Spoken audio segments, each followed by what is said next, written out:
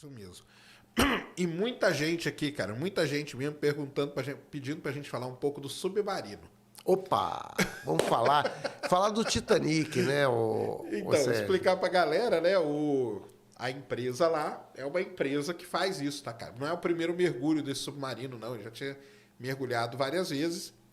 E é um tipo de, sei lá, passeio, turismo, que eu posso dizer. Do mesmo jeito que a gente tá falando do Coronado, né? Pra gente que tem muito dinheiro, visitar embarcações naufragadas aí pelo mundo afora. O cara tem esse gosto, cara. Pô, é mórbido, eu gosto de coisa né? que se eu falar, vocês vão falar, cara, o Sacani é maluco. Então, mas eu gosto. Tem cara que gosta de ver barco naufragado. E só que se paga muito caro para isso. Esse submarino já tinha mergulhado aí.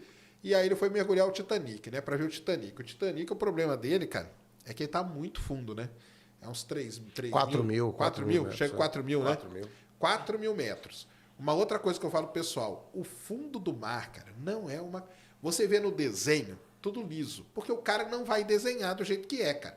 Ele faz um negócio liso e desenha o Titanic ali quebrado. O fundo do mar não é daquele jeito. Você tem montanha, você tem fossa, você tem, né? É um negócio todo complicadíssimo o fundo do mar. Lembrem do acidente da Air France, quanto tempo demoraram para achar a caixa preta, porque ela estava enfiada num desses lugares aí. Então, o fundo do mar é um negócio muito complicado. Os caras desceram lá, nem vi mais notícia e tal, mas estão lá. Então, eu acho que é quase impossível sair. Também acho. O comandante do navio que estava em cima falou que eles podem ter prendido esse submarino, esse submersível, ele pode ter agarrado em algum lugar ali, ou no próprio Titanic, ou em algum canto, e aí vai ser muito complicado.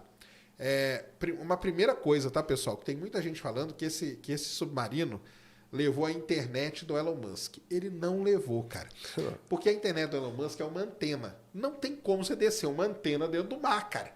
E outra, a antena, para ela funcionar, ela tem que estar ligada num cabo, num modem. Tem até uma história interessante, Sérgio, que é o seguinte, essa área que eu mexi, né? Eu me formei. Então, o que acontece é o seguinte, a comunicação de submarinos, ela é feita em baixíssima frequência. Então, o que acontece, gente? Não há propagação no mar, você não consegue propagar dados em grande volume. Então, o que acontece? Se você for ver, tem até umas antenas, se você for no Rio, acho que tem umas antenas enormes, assim, que são comunicação em baixa frequência, ou seja, são poucos dados, é aquela coisa assim, A, B, C, é um negócio bem lento.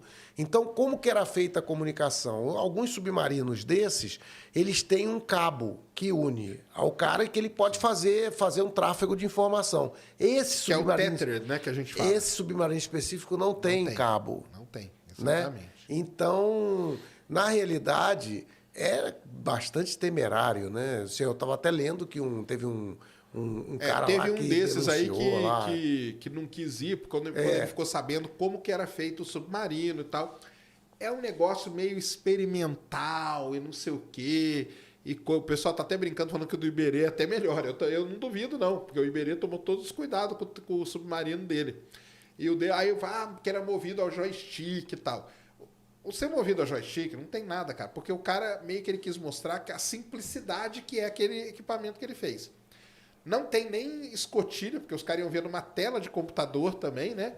Mas aí, como eu falei, cara, não vou entrar no mérito do gosto, porque gosto cada um gosta daquilo que gosta, entendeu? Agora, o problema é esse, né, cara? É você descer num negócio que não tem todas as especificações. E aí começa, já tô até imaginando, Sérgio, na hora que acharem, porque vão achar, né? Na hora que acharem o submarino, se ele estiver preso no Titanic, vai começar a maldição do Titanic. Maldição. Já arriscar aqui, meia dúzia que já escreveu. Esse navio é amaldiçoado. Ó, tá vendo? Esse navio é amaldiçoado. É isso mesmo, tem isso também. Então, assim, estão falando que amanhã parece que a França ela é muito desenvolvida em equipamentos para buscar coisas no fundo do mar. Vem 10 do Cousteau, né? Exatamente. Vem 10 do Cousteau lá. E parece que amanhã a França está levando um equipamento específico dela lá para poder vasculhar, para ver se ele tá preso ou não tá, se tá, o que aconteceu. Uns dizem que ele já implodiu, entendeu? Não dá para saber, nada disso, temos que esperar. Então não tem muito o que falar. Mas os caras foram lá para quê? Para ver o Titanic, né? E o Titanic? Você gostaria de ver o Titanic assim? Olha, eu vou te dizer, eu sempre gostei dessa história, escrevi até um artigo sobre isso, Sérgio. Porque O Titanic, ele por trás dele tem muitas coisas estranhas, né? Inclusive tem um livro que foi escrito alguns anos antes, né? Que descreve muito do que aconteceu com o Titanic, né? E algumas características do próprio naufrágio, né? Que todo mundo já conhece pelos filmes e tal, mas tem uma característica específica chamada o navio misterioso, o Mystery Ship. E aí eu fiz um levantamento, porque é aquela história mexe com astronomia. Então, qual foi a minha curiosidade? Qual era o céu na hora que ele afundou? Quando eu fui ver o céu, qual não era a minha surpresa? Quando eu vi que Marte estava se pondo. E aí tinha uma lenda de que as pessoas lá, muitas, disseram, não, vamos aguardar aqui, não vamos para os escaleres, porque a gente está vendo um navio. Entendi. Esse era um navio misterioso. Como ele estava abaixo no horizonte, parecia o farol de um navio. Exato. A minha suspeita, uma das suspeitas, é que é o seguinte, é que eles depois diziam assim, ele foi se afastando da gente. O que é se afastando? Exatamente. Foi se pondo, né, cara? E aí depois até denunciaram, porque eles acharam que era do Califórnia. Então, tipo assim, foi o comandante do Califórnia que foi embora. E, na realidade, depois, quando a gente achou o Titanic bem afastado da posição que ele fez o distress signal lá, o aviso, né? Porque foi o primeiro SOS, né? Sim. E aí, o que acontece? Hoje a gente sabe que não pode ter sido o Califórnia. Então, cara, será que foi algum outro navio que ninguém sabe quem foi? Então, eu escrevi até um artigo, tinha lá no meu site, sobre isso, mostrando o céu naquele momento. Qualquer um pode fazer, gente. Pega o Stellarium, coloca a data, a hora do navio e vê no céu o local e vê no céu exatamente como é que estava lá. Tá entendendo? Vocês vão ver as constelações, tudo direitinho. Então, essa história do Titanic, ela é uma história fantástica. Com relação a esse submarino, do que eu vi até hoje, vi alguma coisa... Bom, eu sinceramente acho que foi bastante irresponsável. Até tem uma pessoa lá, que era um funcionário, que denunciou, por exemplo, coisas assim absurdas. Tipo, a escotilha, ela só era aprovada a 1.500 metros de profundidade, o cara ia a 4.000, pô. Então, só por fora também. No caso, a gente sabe que não foi a escotilha, porque, assim, supondo que esse bang-bang são os caras lá, na hora que arrebentou a escotilha, gente, ou alguma coisa assim, aquilo ali é instantâneo, não tem, ali a pressão é absurda. Então, o que acontece no final é que, infelizmente, parece que eles estão morrendo lá e eu não vejo como, ficaria muito surpreso que existisse tempo hábil, mesmo que se identificasse o navio, o objeto... Até chegar alguma coisa... É você chegar e como é que tu vai meter um... A não ser que eles tenham alguma coisa que meta um oxigênio ali, de repente, eu não sei. Mas acho que isso aí já vai ficar para a história. Realmente é uma situação complicada e tal. E isso aí o pessoal já comentou aqui, mas é que a imprensa falou, né? Que ele levava a Starlink, né? Mas a Starlink, ela tá no navio, em cima, entendeu? Tá ajudando pra caramba, porque tá dando conectividade pro navio. Se não fosse isso, não dava. Aí o pessoal perguntou aqui, não tem nenhum telescópio que dá pra ver o Titanic? Não dá, cara, porque 4.000 metros de profundidade, você não tem luz. O telescópio funciona com luz. O nosso objeto de estudo do astrônomo é a luz. E isso não adianta você mirar um telescópio lá. Isso que você mencionou é interessante, porque abaixo de 30 metros já é negro. Então é o seguinte, se você está a 100 metros, 200 metros de profundidade, 3.000 metros, 5.000 metros, ninguém enxerga absolutamente nada.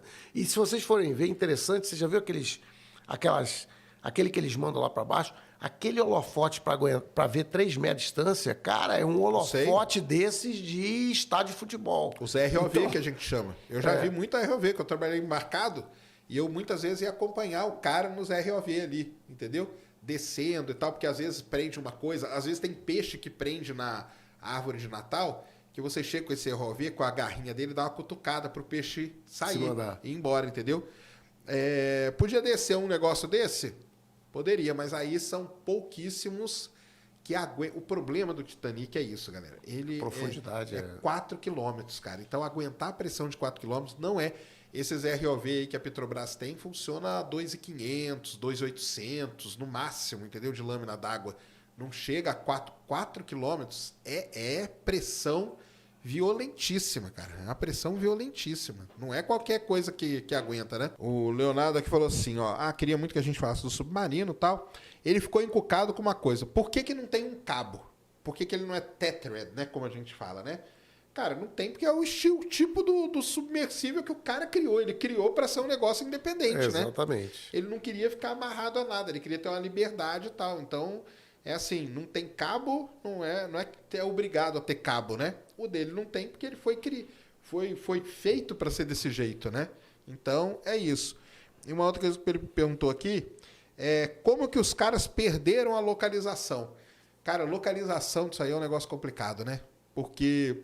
Do mesmo jeito que o Cassera estava explicando, esse negócio do sinal se propagar é muito... Galera, é muita água. É que eu acho que o pessoal não está entendendo, né? Que 4 quilômetros é água pra caramba.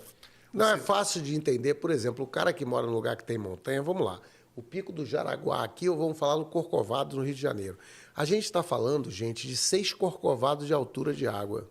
Exatamente. Então o cara que chega ali, olha o Corcovado, diz, pô, imagina 6, um em cima do outro, e o Titanic está lá embaixo. É isso aí. E uma coisa, né? O sinal do GPS, né? Para se propagar... Não vai. Não propaga. Então, não tem isso, cara. Então, não é porque o bilionário esqueceu de levar. Não é que ele esqueceu, porque não tem. Vamos dizer assim, um experimento, né?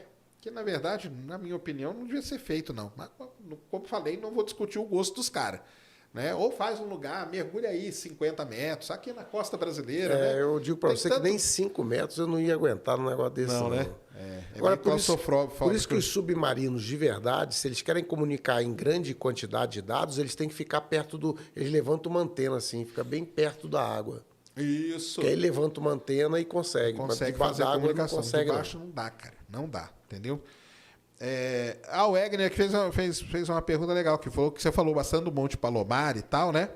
Aí ele falou aqui, ó, que a gente até falou no nosso curso lá. Como é que é o nome dele? Ele chama Egner. Pensei que fosse o Wegener das... Quase, da placa tectônica, das placas tectônicas.